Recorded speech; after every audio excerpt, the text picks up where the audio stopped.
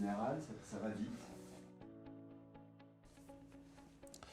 Bonjour à tous, je m'appelle Alain Friedli, je suis Expertise and Innovation Manager à 55 et aujourd'hui on va se parler de Consent Mode dans cette série Cheat Sheets by 55.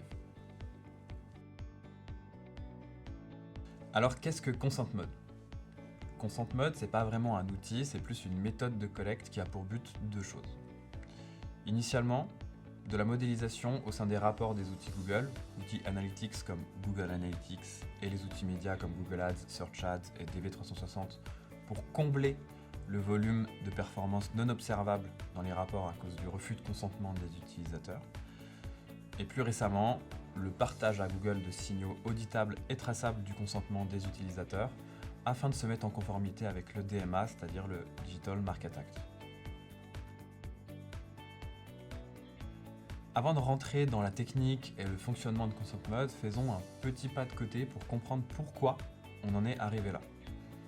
On a observé ces dernières années, notamment le déploiement d'ITP par Apple, puis le règlement RGPD et les lignes directrices de la CNIL appliquées en mars 2021.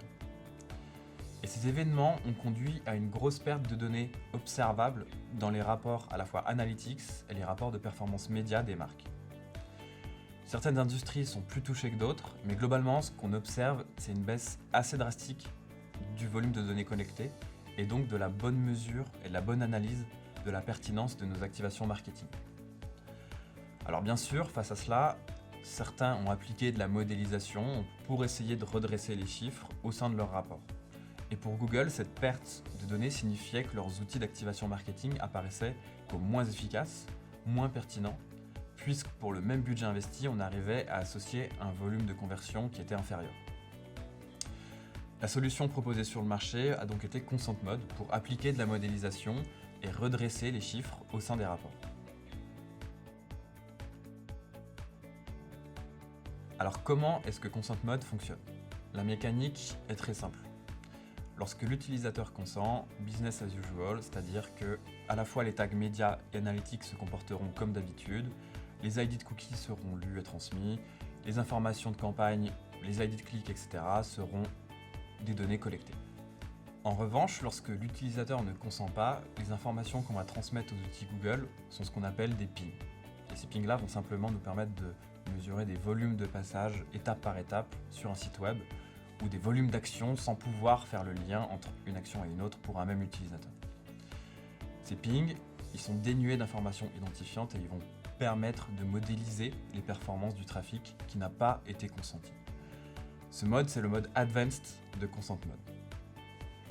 Pour rétablir l'attribution à partir de ces pings entre une interaction publicitaire et un achat sur le site web, Google va appliquer de la modélisation en se basant sur toutes les données consenties qui ont été collectées et donc pour orienter les redressements des chiffres au sein de Google Analytics 4 et au sein de Google Ads, Search Ads et DV360.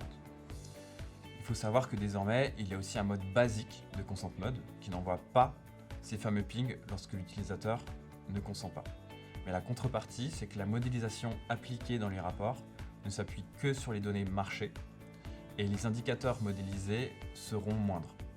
Ce qu'il faut savoir également, c'est que la modélisation est directement appliquée au sein des rapports des outils, c'est-à-dire qu'un utilisateur n'est pas en capacité de distinguer la donnée ayant été processée de la donnée ayant été modélisée.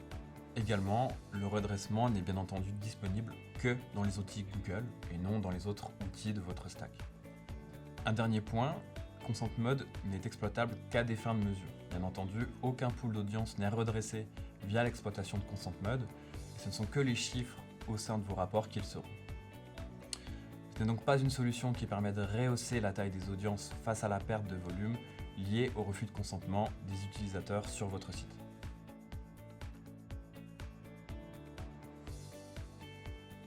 Récemment, Google a fait évoluer Consent Mode pour qu'il serve également à transmettre des signaux auditables et traçables du consentement utilisateur lors de la collecte vers les outils Google. Ça permet une mise en conformité avec le Digital Market Act qui entre en vigueur le 6 mars 2024. Sans la transmission de ces signaux, il ne sera plus possible après le 6 mars d'activer des audiences qui auront été construites avec des tags Google Analytics, Google Ads ou Floodlight.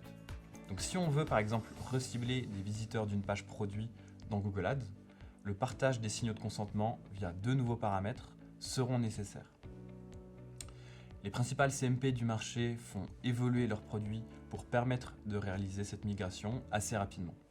En définitive, ConsentMod, c'est une solution qui respecte la vie privée des utilisateurs, qui respecte le choix qu'ils font sur la CMP déployée sur votre site. Et c'est une solution qui permet d'obtenir une vision un peu plus réaliste de la performance de vos activités marketing en redressant les chiffres dans les rapports. Et c'est également une solution qui permet de transmettre des signaux de consentement à Google afin qu'ils puissent être en conformité avec le DMA.